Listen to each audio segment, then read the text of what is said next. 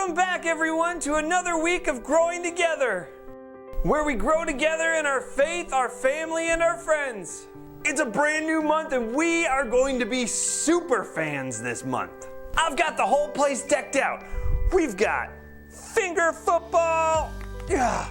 Woohoo! We've got a new basketball hoop. Ah! Oh no.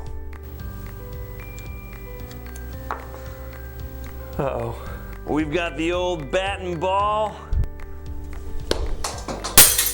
Ooh. And I don't know about you, but have you ever been a fan of a sports team? I've got my Chicago Cubs shirt on today because I've been cheering for the Cubs all my life.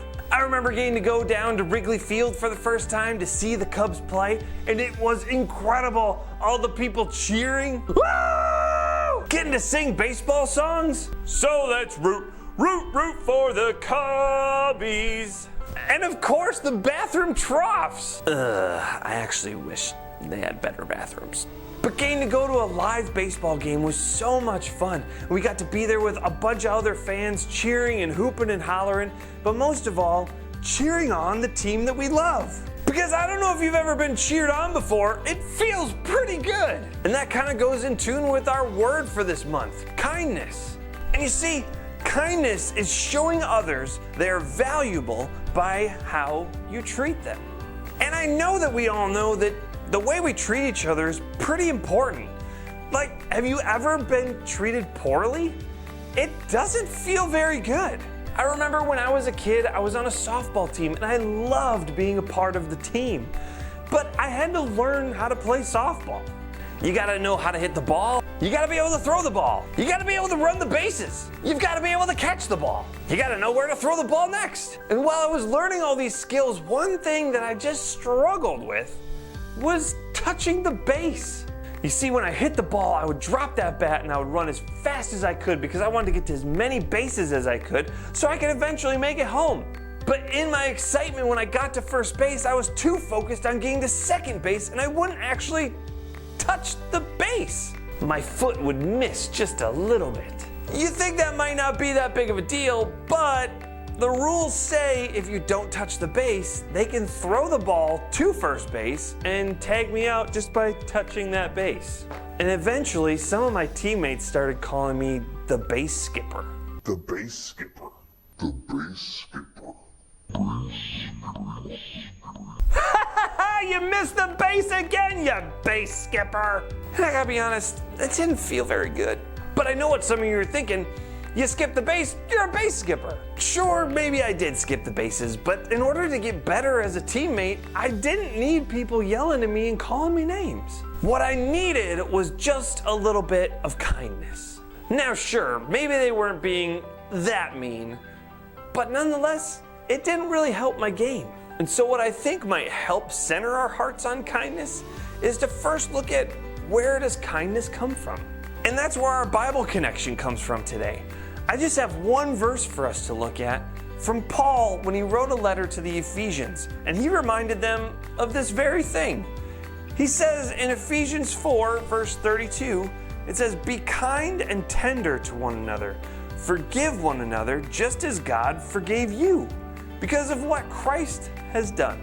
Boom, that's it. I think to help us be kind to one another when it might not be so easy is to simply remember where kindness comes from. And it doesn't come just from me, but instead it comes ultimately from God. Christmas was over a month ago, but remember that that is the love that God gives us. God sent his one and only Son to come and save this world, to come and save me from my sin, to come and show me what it looks like to love my neighbor, to show me how I can be an active part of bringing God's kingdom into this world through kindness. And that brings us to our bottom line today. Be kind to others because God is kind to you. And so while being called a base skipper isn't that bad in the grand scheme of things, what would have helped me a little more is if I just had some teammates that were willing to cheer me on. And I did. Sure, I had a couple teammates that liked to call me base skipper, but I had more teammates who were willing to cheer me on and to help remind me to touch the base. And when I did, they cheered louder than ever. Woo! go little Jimmy! And that helped me to become a better softball player. Because ultimately, being kind is always going to help people. Sometimes we like to joke around and be silly with one another, and that's perfectly fine. But sometimes we gotta recognize when we might have gone too far, and that maybe we need to practice a little more kindness in order to help those around us. And sometimes that comes easy, but when it comes hard to be kind to one another, remember that it doesn't all depend on you and how much kindness you have. But remember that God gave you kindness first, and ask that we continue to share that with those around us. And so this month, I want you to get out there and cheer on your friends, more importantly, cheer on your foes, and be kind to one another, because God was kind to you first. That's our show for today. Don't forget to join our Facebook group, NLC Growing Together, where we continue to put out videos throughout the week. We hope you have a fantastic week. We love you very much, and you rock our socks.